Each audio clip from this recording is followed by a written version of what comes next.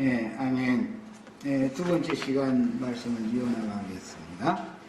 예, 오전 시간 말씀을 나눴던 것처럼 자료 말씀을 읽는 방법으로 해나갑니다. 예, 그 짐승의 몸은 거기서부터 시작하겠습니다. 그 짐승의 몸은 불법의 사람이요 멸망의 아들 무저갱에서 올라와서 멸망으로 들어갈 8번째 짐승의 짝인 말세의 기독교 체계이며 그리스도의 몸 하늘의 장자교회와 대비되는데 짐승의 몸은 짐승의 짝이요 짐승의 짝은 세속화된 종교 집단인 기독교계인데 8번째 짐승과 불법적으로 깊은 관계를 맺어 서로 은밀한 관계인 것입니다.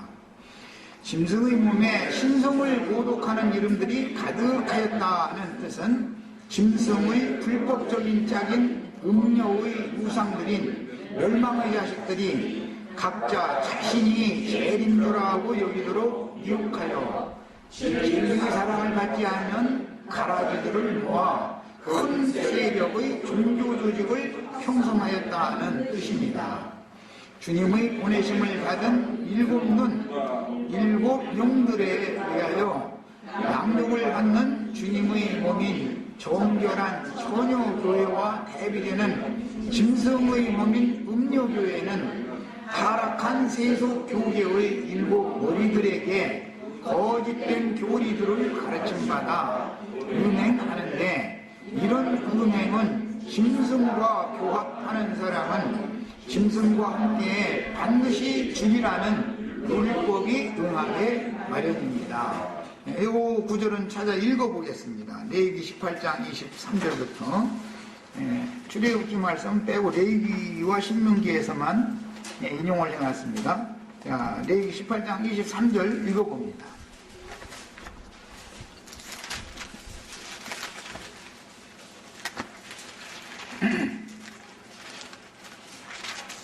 18장 23절 너는 짐승과 교합하여 자기를 더럽히지 말며 여자는 짐승 앞에 서서 그것과 교접하지 말라 이는 혼란한 일이니라 그랬어요. 여기 나오는 짐승과 교합한다, 짐승과 교접한다, 남자는 짐승과 교합한다 그랬고 여자는 그것과 교접한다 이렇게 표현을 했는데 이런 용어들이 인간 세상에는 이런 일이 없기 때문에 이해가 잘 안 될 거예요. 그러나 성경이 말하는 짐승이라는 것은 하나님의 말씀을 읽어도 들어도 전혀 깨달음이 없는 인간들의 무지성을 강조하는 데 있다는 것을 이해를 하시면 계시록 13장에서 바다에서 올라온 짐승, 땅에서 올라온 짐승, 이 짐승 이야기가 반복되고 있는데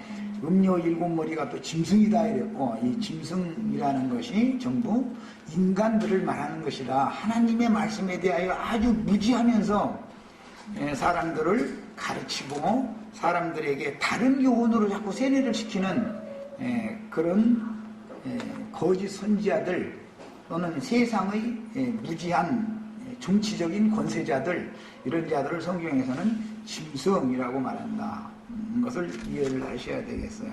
그러니까 그런 사람들과 교합하거나 교접한다. 짐승의 마음을 가진 여자와 가르치는 사람이 세상 사람들 거듭나지도 않고 지난 죄들의 사면을 받은 적도 없고 즉 영원히 정결케 된 적도 없고 진리의 말씀이 믿어져서 거듭난 적도 없는 사람들을 많이 불러 모아가지고 짐승씨를 자꾸 뿌리면은 그것이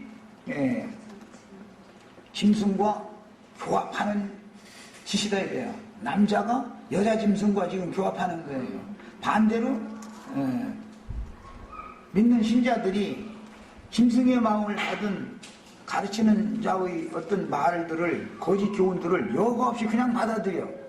아무 분별력도 없이 그냥 받아들여. 그러면 이게 뭐냐면 짐승과 교접하는 것이다. 이런 사람들은 어떻게 라고 됐어요? 반드시 죽여라 이랬어요. 이 죽는다라고 하는 것도 그리고 심판대를 통해서 영영한 불못에 들어가는 것을 말하는 것이지 육신적으로 이게 죽는 이런 것을 지금 말하는 데 목적이 있지 않다. 이거 이해가 있으셔야 되겠어요. 그 다음에 이제 레위기 20장 15절 16절 조금 더 부연 설명이 나오기 때문에 거기를 이제 읽어보겠습니다. 20장 15절 16절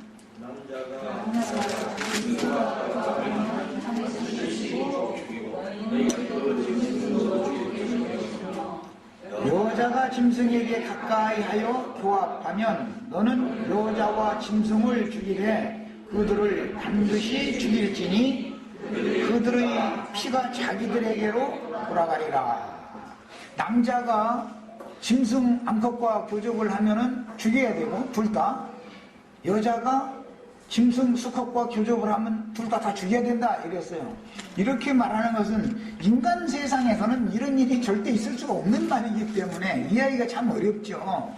이것은 성경이 지금 말하고자 하는 어떤 의도가 있는 거예요. 그 다음에 이제 이 말씀을 확정하는 율법 말씀에 신명기 27장 21절을 한 절 더 읽고 말씀을 이어나가도록 하겠습니다. 신명기 27장 1절 21절 짐승과 교합하는 모든 자는 저주를 받을 것이라 할 것이요 모든 백성은 아멘 할지니라. 짐승과 교합하는 이스라엘 백성들이 어디가 있어서 이런 율법이 주어졌겠어요? 신앙생활을 하는 사람들이 내가 지금 짐승과 연합을 하고 있는지 하나님의 사람과 연합을 하고 있는지를 알아야 되는 것이죠. 하나님의 사람과 연합을 해야만 복이 임하는 것이고 짐승과 연합하면 짐승의 씨부림을 받게 마련이죠. 그 다음에 하나님의 사람과 연합을 하면 하나님의 말씀, 하나님의 씨를 받아들이게 마련인 거예요. 이것은 생명률의 관계이기 때문에 성경에서 가르치는 바는 육으로 난 것은 끝까지 그냥 육일 뿐이에요. 성령으로 난 것은 영인 거예요. 그래서 어떤 씨를 받아서 어떤 생명으로 낳았느냐에 따라서 그 생명으로 나면 그 생명으로 나서 자라면 당연히 그리도 형상과 모양이 생명률에 따라서 만들어지는 것이지 사람이 무슨 노력을 한다든지 결심을 한다든지 돌을 닦는다든지 이렇게 해가지고서 사람이 그리도 형상과 모양이 만들어지는 일은 절대 없는 것이다. 네, 이것을 잘 깨달으셔야만 이제 지금부터 나가는 자료 말씀을 이해하는 데 도움을 받을 수 있습니다. 자, 더 읽어나가겠습니다. 그 음료의 옷이 자줏빛과 붉은빛 옷을 입었다는 뜻은 이 세상신 마귀의 사랑받는 짝이기 때문에 세상신 마귀의 권세를 함께 누리는 왕녀로 군림하며 이 세상신이 진실한 신앙을 고수하는 성도들을 죽일 때 앞장서서 피를 흘리는데 동역했다는 뜻입니다. 옷은 속옷이 있고 겉옷이 있는데 속옷은 구원의 옷이라고 그러고 겉옷은 의의 옷이다, 그렇게 성경에서는 표현을 해요.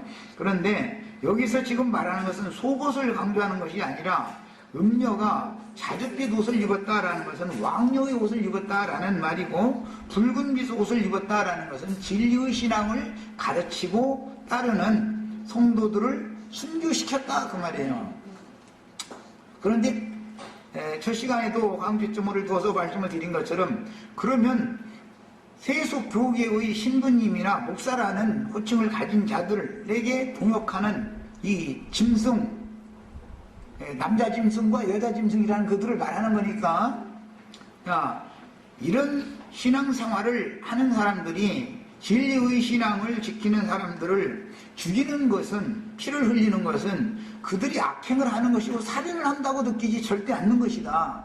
예수를 죽일 때, 예수님 보내시기 전에 선지자들을 죽일 때 그들은 이것이 하나님을 섬기는 예다, 이것이 하나님의 옳음에 따라서 하나님의 의를 이루는 것이다, 피를 흘리는 것이 그게 의라고 생각했기 때문에, 옳은 일이라고 생각했기 때문에 그렇게 하는 것이지, 이것이 하나님 앞에 득죄하는 것이다 라고 하면 예수를 죽일 일이 없죠. 사도들을 죽일 일이 없죠. 계시록에서 증인들을 죽일 일이 없는 거예요. 만약에 그들이 그렇게 살인죄를 범하는 것이 의라고 여기지 않는다면 그게 이제 무지 때문에 그런 건데, 그게 이제 짐승의 마음을 갖아서 그런 건데, 그렇게 하지 않는다면 하나님의 말씀이 이루어지지 않는다, 이거 성경이. 이런 이치를 꼭 깨달으셔야 되겠어요. 그래서 그리스도로 옷 입는다, 의의 옷을 입는다라는 것은 진리의 말씀으로 거듭나서 진리의 말씀으로 양육받아서 생명률에 따라서, 생명의 성령의 법칙에 따라서 말이에요. 법칙에 따라서 그리스도의 형상, 하나님의 형상이신 그리스도 형상과 모양, 하나님의 영광에 올라가신 아무라도 시기할 수 없는 그런 희고 고운 옷을 입고 영광에 들어가신 그분의 모양으로 나타날 방법이 없는 것이다. 예, 이런 것에 대한 인식을 정확하게 하셔야 되겠어요. 자, 더 읽어나가겠습니다. 죽임을 당하는 피 흘림 외에 인간 나라의 피 흘림인 내란이나 세상 나라의 전쟁들은 어떤 영과 정신이 서로 대적함으로 부딪히는 영적 전쟁이 밖으로 나타난 모양인데, 로마교와 이슬람교의 십자군 전쟁은 그 대표적인 예라고 할 수 있습니다. 이건 뭐 설명이 필요 없죠. 인간 나라에서 어떤 전쟁을 한다라는 것은 사실은 사상전이다 이거예요. 그 영과 정신이 서로 부딪히기 때문에 다투는 거예요. 최근에 이제 근세에 와가지고는 서방의 그 자본주의 세력과 북방의 사회주의, 공산주의 세력이 어마어마한 전쟁을 치렀었죠. 우리나라에서 또 월남에서 그런 전쟁을 치렀잖아요. 이런 것은 사실은 알고 보면 어떤 주 이점 싸움을 하는 것이다 이거예요.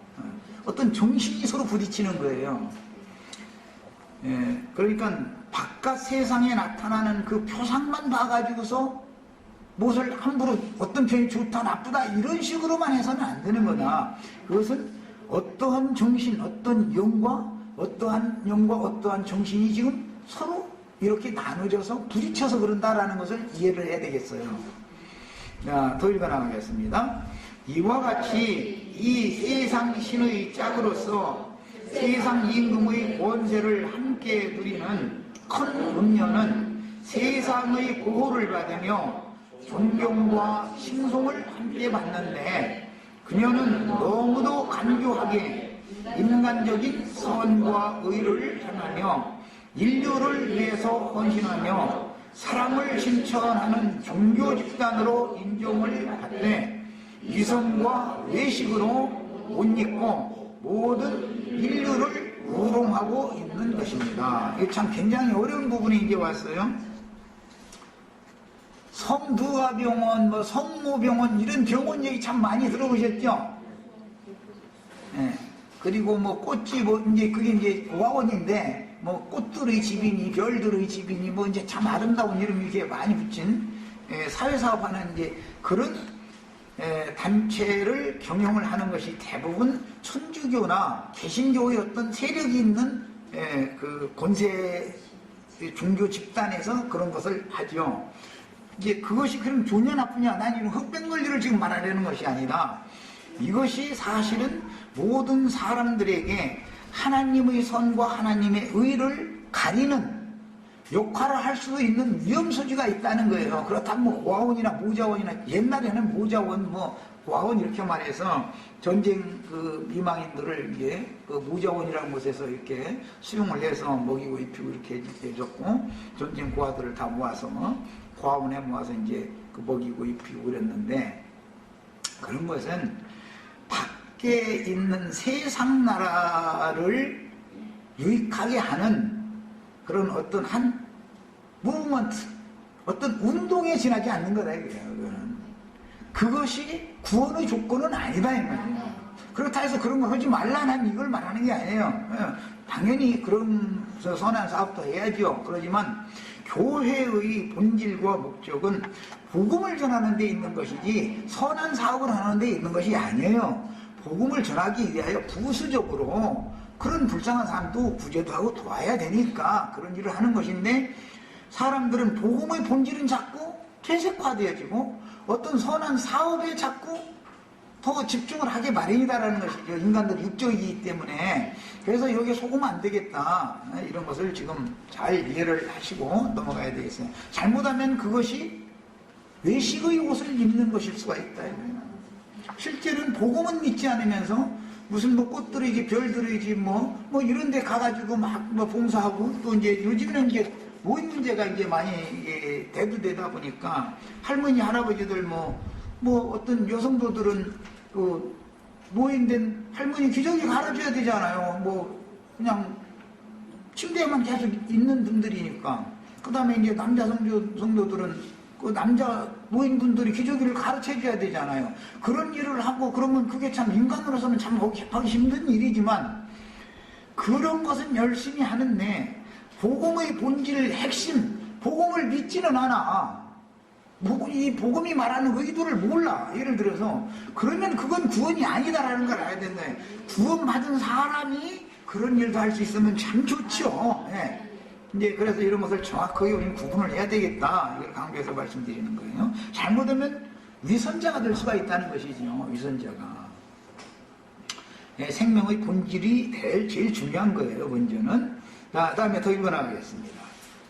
금과 보석과 진주로 꾸민 그녀의 모습은 하나님의 신성과 구속받은 심령들의 아름다움과 자신들의 종교 생활로 말미암아 구원을 이루어 하늘에 들어갈 수 있는 진주문이 자기들의 조직과 가르침 안에 있다고 여기도록 각종 아름다운 종교 행위와 의식들로 치장을 했습니다. 이것은 너무나 잘 아시는 말씀, 에스겔 28장에 보면은 두로 왕으로 상징되어진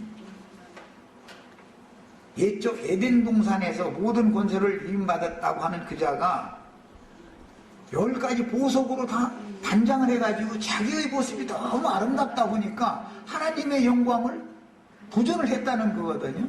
그러니까 사람이라는 것은 겉을 자꾸 치장을 하고 이렇게 뭔가를 아름다운 모습으로 꾸미다 보면은 내면 모든 것의 생명의 본질, 근원에 대해서는 간과하거나 소홀히 여겨버리고 외적으로 뭔가 이렇게 꾸미고 치장하고 하는 것에 집중을 하다 보면은 하나님이 생명이 바꿔져야 된다라는 것, 짐승의 생명을 가진 자는 여전히 짐승일 뿐이다.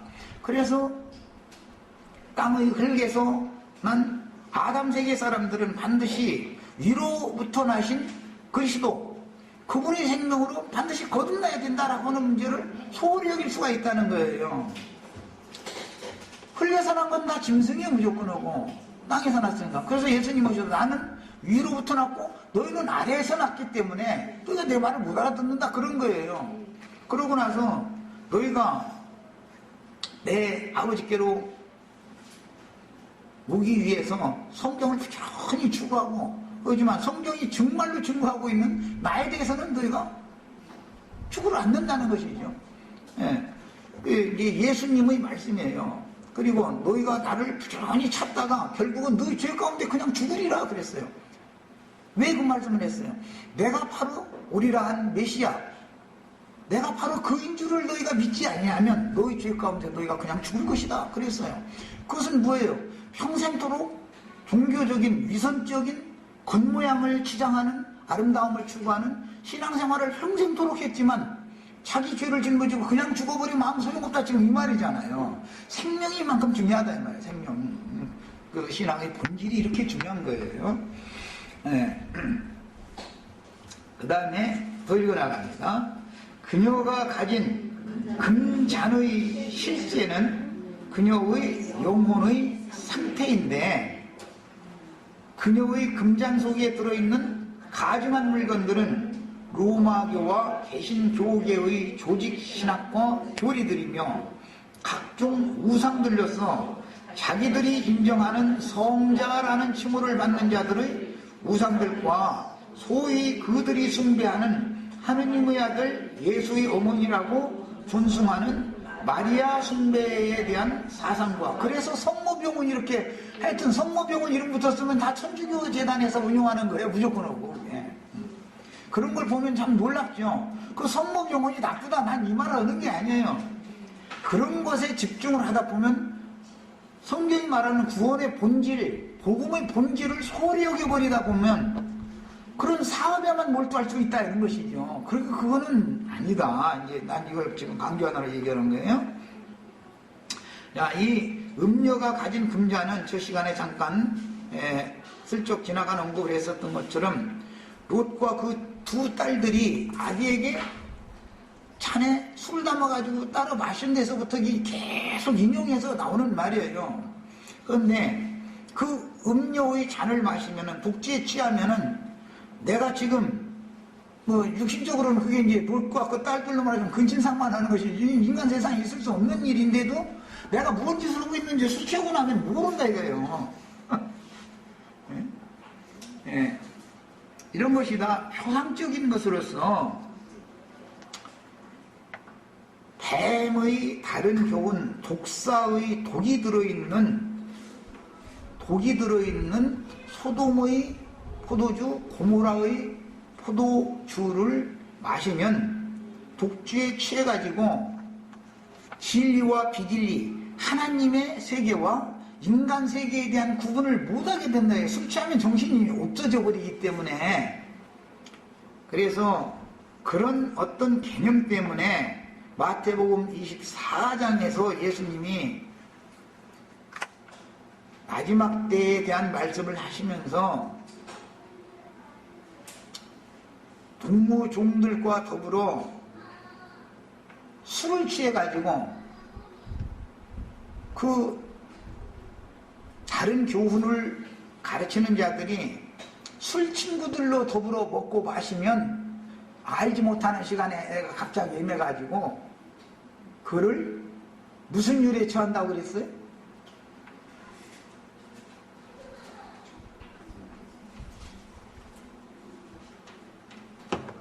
성경들을 마태복음 24장 끝부분을 지금 내가 얘기하고 있는 거예요. 무슨 유래에 처한다?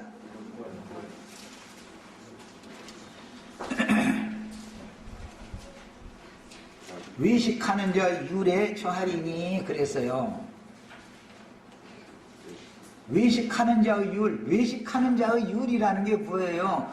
바리새인 서기관 율법사들이 8가지 화를 선고받은 게 왜 그런 거예요? 외식하는 서기관들과 바리새인들이었었죠. 그래서 외식이라는 것이 이렇게 위험하다라는 걸 내가 지금 말씀드리려고, 정신 집중하게 하려고. 술 친구들로 더불어 먹고 마시는 자들은 외식하는 자 율에 처한다 이렇게 표현했어요. 예수님이. 이것을 잘 아셔야 돼. 그러면 나는 진실만 표현하지 외식은 하지 않는다. 사람이 난 오늘부터 난 외식할 거야 해가면서 결심해서 외식하는 사람 하나도 없어요. 외식은 자동적으로 나오는 거예요. 자동적으로 자기를 아름다운 모습으로 사람들에게 보여서 사람들에게 영광을 받고자 하는 그런 타락한 근성이라는 건 누구에게는 다 있어요. 나에게도 있어요.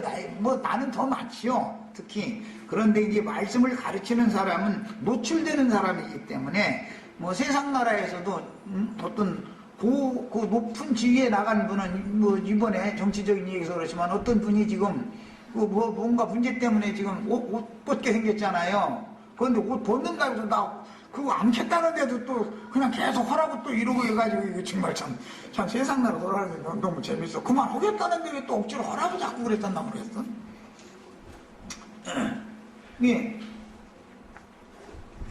그게 뭐예요? 사람이라는 것은 자기의 장점만을 선전하고자 하지 자기의 치명적인 단점은 감추고자 하는 것이잖아요. 그게 뭐예요?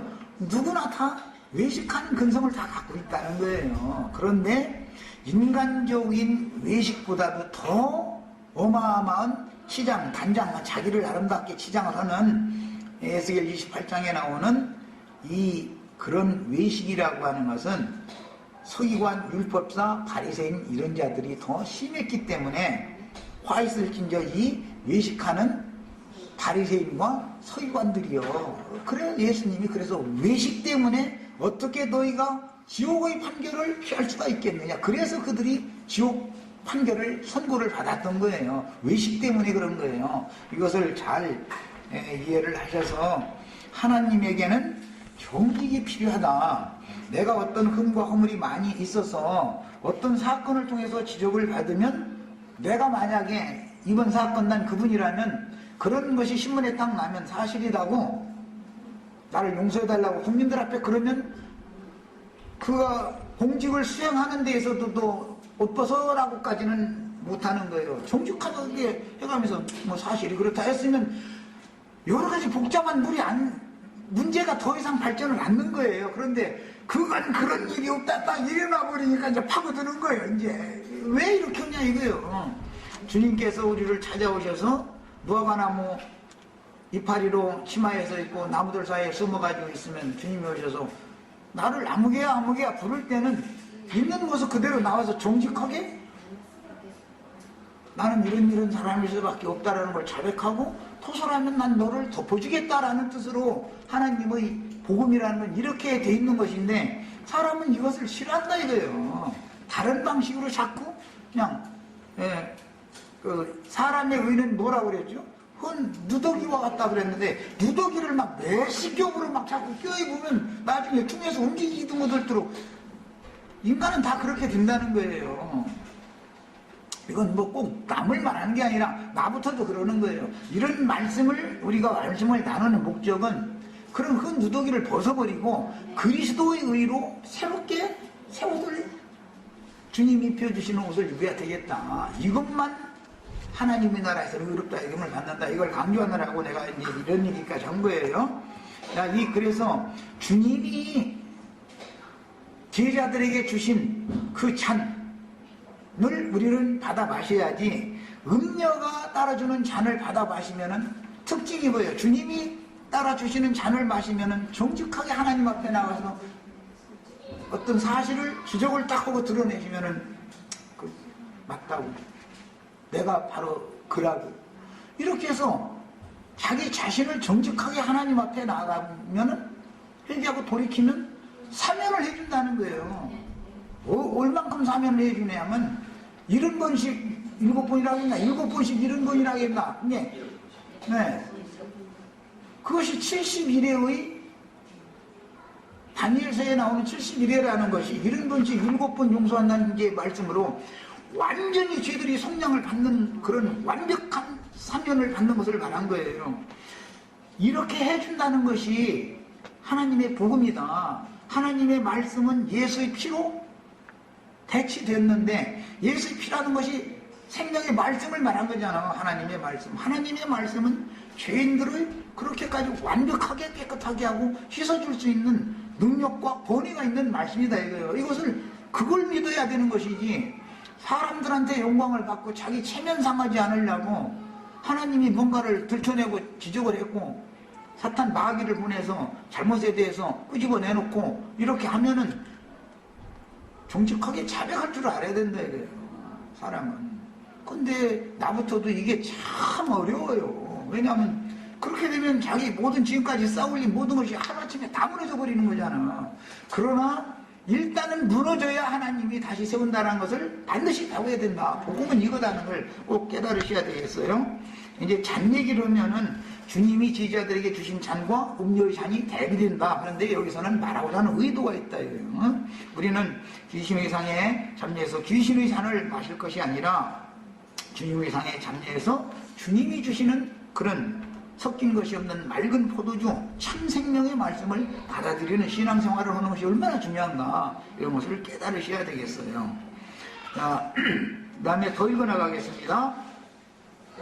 가증한 물건들 속에는 각종 성화들도 포함되는데 바티칸 성당의 천장이나 벽에 그려진 그림들은 소위 인간 세계에서 불후의 명작들이라고 침이 마르도록 칭찬하는 각종 그림들인데 성경에 게시되는 진리를 왜곡시키고 성경을 오해하게 만드는 중요한 역할을 하고 있습니다.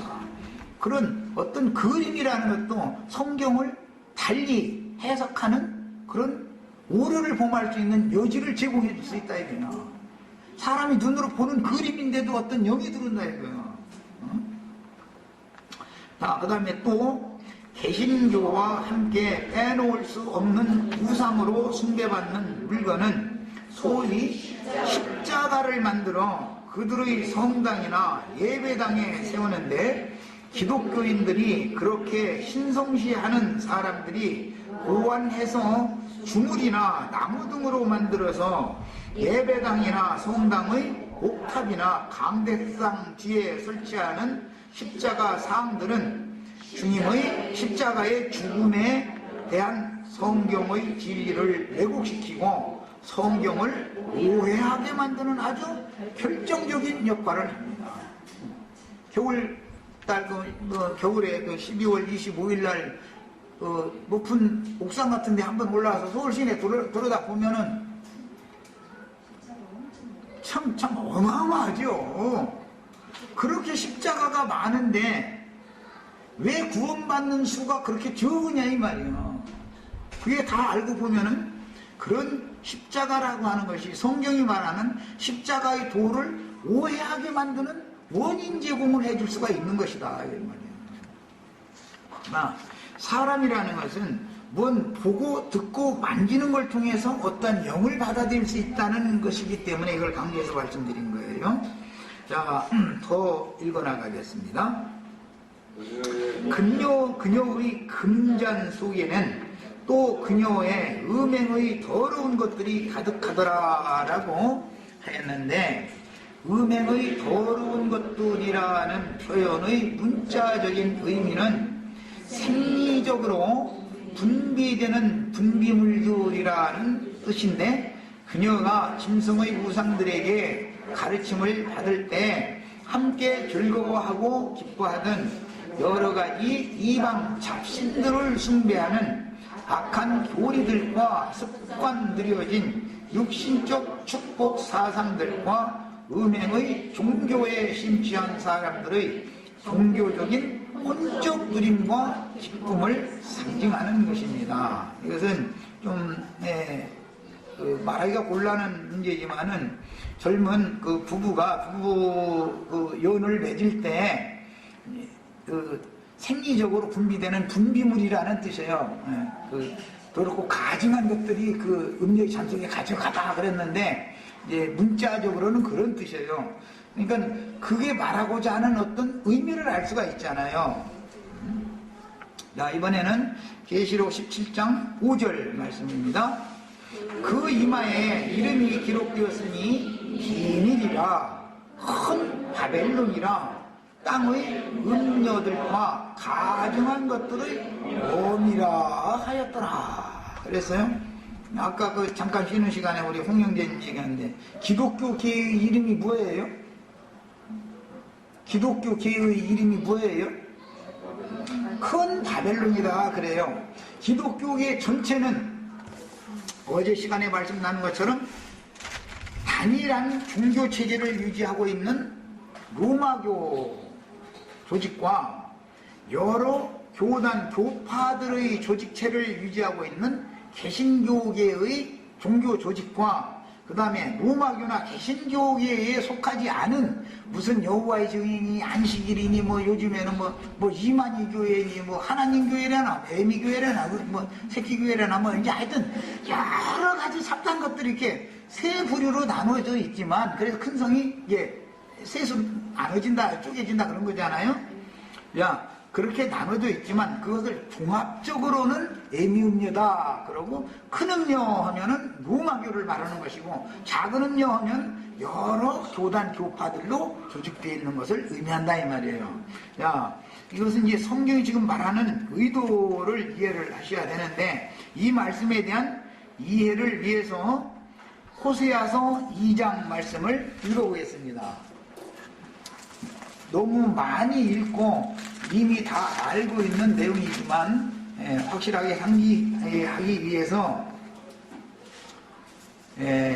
1장부터 읽어야 되겠다. 1장에 호세아가 고멜이라고 하는 여자를 통해서 자식을 셋을 낳죠. 그 이야기가 1장에 나왔어요. 6절에 읽습니다. 고멜이 첫째는 이스르엘이라고 하는 아들을 낳았었죠. 4절에 나왔죠. 여호와께서 호세아에게 이르시되 그 이름을 고멜이 임신하여 아들을 낳음에 그 이름을 이스르엘이라 하라. 그렇게 이스르엘이라는 이름의 아들이 하나가 있어요. 그 다음에 두 번째는 이제 딸을 낳죠. 그런데 6절에 나와요. 고멜이 또 임신하여 딸을 낳으니 여호와께서 호세아에게 이르시되 그 이름을 로루하마라 하라. 로라는 것은 이것은 아니다 라는 뜻이고, 루하마라는 것은 긍휼히 여김을 받는다 그런 뜻이에요. 이게 합성어예요. 히브리어나 헬라어는 대부분 다 합성어로 되어 있어요, 용어들이. 그러니까 로루하마 그 앞에 이제 내가 설명할 필요 없이 그 일이라는 아라비아가의 숫자가 있고 나나지에 긍휼히 여김을 받지 못하는 자 그랬어요. 로를 빼면 그럼 뭐가 되겠어요? 루하마라고만 하면 긍휼히 여김을 받는 자라는 뜻이 되겠죠. 앞에 로가 붙으면은 긍휼히 여김을 받지 못하는 자라는 뜻이 되는 거예요. 자, 그 다음에 내가 다시는 이스라엘 족속을 긍휼히 여겨서 용서하지 않을 것입니다. 이렇게 표현한 다음에 다시 또 로루하마를 젖댄 다음에 또 낳는데 8절에 나왔어요. 고멜이 로루하마를 젖댄 후에 또 임신하여 아들을 낳음에 맏아들 낳고 중간에 딸 낳고 아들을 또 낳은 거예요. 여호와께서 이르시되 그 이름을 로암미. 암미라는 말은 백성이라는 뜻이에요. 로가 있으니까 아니다 그 말이 되겠죠. 로암미 하면 내 백성 아니야 이 말이에요. 그냥 암미라고만 하면 너는 내 백성이다 그런 뜻이 되는 거예요. 로라는 것은 부정관사예요. 그러니까 이제 이것도 합성어인 것을 알 수가 있어요. 그 말씀도 나나지에 나와 있죠. 2번 내 백성이 아니라라는 말은 로가 앞에 있으면은 아니다라는 말이에요. 그 로가 없으면은 그냥 내 백성 그런 뜻이 되는 거예요. 하라 너희는 내 백성이 아니요 나는 너희 하나님이 되지 아니할 것임이니라. 이렇게 두 아들과 한 딸 낳는 얘기를 했어요. 자, 그 다음에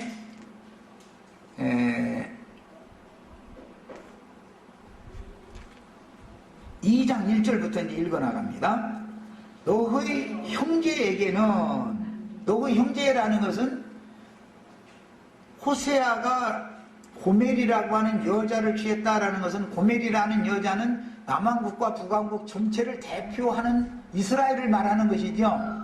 호세아는 하나님의 말씀을 이스라엘에게 전해주는 하나님의 사자단 말이에요, 지금. 예. 구약 성경을 읽으실 때 우리가 이제 해석하는 원칙을 배워야 되는 것은 이스라엘의 왕이나 그 다음에 대제사장이나 하나님이 보낸 선지자, 그의 배필 관계는 하나님과 이스라엘 나라의 관계를 상징적으로 보여주는 표상이 되는 거예요.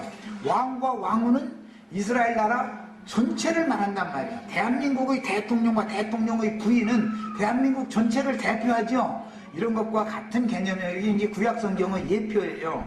그래서 호세아라고 하는 선지자와 그 아내를 주시는데 거룩한 정결한 처녀를 아내로 주시지를 않고 창녀촌에 있는 여자를 데려오게 만들었잖아요. 그것은 무슨 뜻이에요? 이스라엘 백성들 전체가 다 지금 더럽혀진 창녀로 하나님이 왔다 이 말이에요. 그러니까 거룩한 사람들에게, 의인들에게 하나님이 그 종선자를 보내는 게 아니죠. 누구에게 보내요? 죄인들에게 보내는 거예요. 이제 이런 그 구약 성경의 예표가 있기 때문에 예수님은 나는 의인을 부르러 온 것이 아니라 죄인을 부르러 왔다. 죄인을 불러서 회개시켜서 구원을 해가지고 하나님의 자녀가 되게 해주러 왔다. 이게 호세아서를 예수님 염두에 두고 하시는 선포예요. 그게 이런 그 성경의 흐름을 아셔야 되겠어요. 우리는 모두 자신을 의롭다고 여기는 관점이 있는 사람은 하나님의 백성이 될 수, 하나님의 자녀가 아니죠. 로루하마가 되는 거예요. 로루하마. 나를 의롭다고 여기면 로루하마가 되는 거예요. 그리고 나는 무흠하고 나의 어떤 영광과 자랑을 통해서 사람들에게서 영광을 받고 사람들끼리 서로 영광을 주고받고 하는 그런 관념에서 벗어나지 않으면 하나님께 영광을 돌리는 것이 피조물이 해야 될 마땅한 일인데, 서로 자기를 치장해가지고 사람들이 영광을 주고받아. 그러면 뭐가 되냐면 로암리가 된다 이거. 로암리가 되거든요. 이런 것을 예시한 거예요. 자, 이제 2장 1절부터 읽어 나가겠습니다. 2장 1절부터 5절까지 읽어 나가겠습니다. 너희 형제에게는 암미라 하고, 암미라는 것은 무슨 뜻이죠? 내 백성이다 이 말이에요. 이제 로가 빠져버렸으니까 이것은 바벨론에서 돌아온 물이다 이거예요. 큰 음녀에게서 내 백성아 거기서 나와라 하면은 거기 있을 때는 로암리했다가 거기서 나오면 뭐가 되죠? 암리가 되는 거예요. 암리가 되는. 지금 이걸 예시적으로 보여주는 거예요. 그래서 많은 물이 앉은 큰 음녀인 큰 성 바벨론에서 내 백성은 나와라 그 말씀이 그래서 나온 거예요. 그 안에 있는 한은 내가 아무리 나는 거룩한 사람이고 성경을 많이 딸딸 깨우고 신학을 뭐 무슨 박사학위를 몇 개 받아도 다 소용없어요. 하나님이 보실 때는 그런 사람은 로루하마 아니면 루암미예요. 다 그게. 자, 그 다음에 암미라 하고 너희 자매에게는 루하마라 하라. 이것은 구속받은 인도자들과 성도들이란 말이에요. 바벨론에 사로잡혀 있던 왕족들, 스룹바벨, 여호수아, 이런 돌아온 무리, 그 선지자를 대표하는 건 학계였었는데, 이런 왕족, 제사장족, 선지자족이 바벨론에 사로잡혀 있다가 본토로 돌아오죠. 그렇게 되면은 이제 하나님의 백성으로 회복이 된다 이 말이에요. 그러니까 거기에서는 돌아온 왕족, 제사장족, 선지자족은 남자인 것이고, 거기에 따라 함께 온 백성들과 본토에 남아있던 빈천한 백성들을 다 하나로 일으켜서 이스라엘 나라를 회복시키지요. 이것이 이스라엘의 회복에 대한 예표다 이거예요. 그 일을 위해서 예수님이 그 일을 위해서 보냄을 받았고 사도들을 또 보내셨고 계시록에서 증인들의 사역까지 이게 계속 이어진 거예요. 자, 그러니까 이제 이런 이상과 계시를 정확하게 깨달은 사람들만이 세 부류들로 나눠져 있는 기독교계에서 나와서 큰 음녀에게서 나와서 내가 어디로 가서 누구와 함께 동역을 해서 이스라엘 나라를 다시 세울 거냐, 참 이스라엘을 세울 거냐 이 말이에요. 이것은 이상에 속한 문제이지 사람이 이것을 가르칠 수 있는 게 아니다. 그게 교회 생활이라는 건 몸으로 배우는 것이지 교리로 무슨 에클레시아가 어떻고 이런 것을 안다 해서 그 사람이 교회 생활을 바르게 하는 사람은 아니다라는 걸 아셔야 된다. 자, 2절 더 읽어 나갑니다. 너희 어머니와 tranh 논하고 논쟁하라. 그러니까 루하마와 암미는 돌아온 남자와 돌아온 여자는 어미음녀와 논쟁을 해라 그랬어요. 그러니까 이제 어미음녀가 있고 큰 음녀가 있고 작은 음녀가 있다라고 이렇게 나온 이치가 이런 데서 다 나오는 것이다 이 말이야. 구약성경 예표에서 이걸 이제 증거를 하려고 읽자 그런 거예요. 그는 내 아내가 아니요 그랬어요. 그러니까 하나님의 아내는 선지자 호세아의 아내 고멜로 상징됐다는 걸 알 수가 있죠. 하나님이 고멜 보고 그는 내 아내가 아니다 그랬단 말이에요. 나는 그의 남편이 아니라 그가 그의 얼굴에서 음란을 제하게 하고, 여기 음란이라고 말한 이 용어가 신약 성경에서 아까 내가 소개해드렸던 젊은 그 남녀가 그 사랑을 나눌 때 분비되는 분비물이라는 용어예요. 그 에스겔 16장이나 23장이나 이런 데 보면 음란을 쏟고 뭐 이렇게 표현되어 있죠. 그 음란이라는 용어를 잘 이해를 하셔야 돼요. 성경이 말하는 의도를 하셔야 돼요. 그래서 음란을 제하게 하고 음행과 음란이라는 용어는 다른 거예요. 음행은 어떤 행위를 말하는 거, 음란이라는 것은 분비물이라는 용어인 거예요. 본문의 뜻은 음란을 제하게 하고 그 유방 사이에서 음행을 제하게 하라. 그렇지 아니하면 내가 그를 벌거벗겨서 에스겔 23장에서 이 말씀이 인용이 됐는데 이 말씀이 계시록 17장에 8번째 짐승이 많은 물이 앉은 큰 음녀를 벌거벗기죠. 그리고 불살라요. 그 나던 날과 같게 할 것이요 그로 광야 같게 하며 마른 땅 같이 되게 하며 목말라 죽게 할 것이며. 이건 남편을 사모하지만 남편이 그 여자의 소원하는 바 원하는 것을 절대 들어주지 않고 세력의 신만을 이렇게 이게 말하자면 철장 통치로 막 다스려 버린다 이게 이런 말인데 다니엘서 11장에 보면 여자의 사모하는 것을 절대 돌아보지 않는다 그래서 이 적그리스도가 나타나면은 그것은 교회가 원하는 바를 적그리스도는 남편이면서도 자기 아내의 소원을 안 들어줘 버리는 거예요. 이게 상징이에요. 그 나던 날과 같게 할 것이요 그로 광야 같게 되게 하며 마른 땅같이 되게 하여 목말라 죽게 하시오. 내가 그의 자녀를 긍휼히 여기지 아니하리니 이는 그들이 음란한 자식들이라. 이사야 선지자는 무녀의 자식이라고 이렇게 표현했죠. 그들의 어머니는 음행하였고 그들을 임신했던 자는 부끄러운 일을 행하였나니 이는 그가 이르기를 나는 나를 사랑하는 자들을 따르리니. 나를 사랑하는 자들이라는 것은 아시리아 왕이나 바벨론 왕을 여호와보다 더 신뢰하고 의지했다 그 말이에요. 이 세상 신들이죠. 이것은 전부 그들이 내 떡과 내 물과 내 양털과 내 삶과 내 기름과 내 술들을 내게 준다 했습니다. 그랬어요. 이 세상 부귀 영화 권세 이런 모든 것들은 세상 임금들이 주는 게 아니죠. 하나님이 주시는 거예요. 하나님이 주시는 걸로 먹고 우리는 마시고 사는 거예요. 둘째 시간 여기까지 하겠습니다.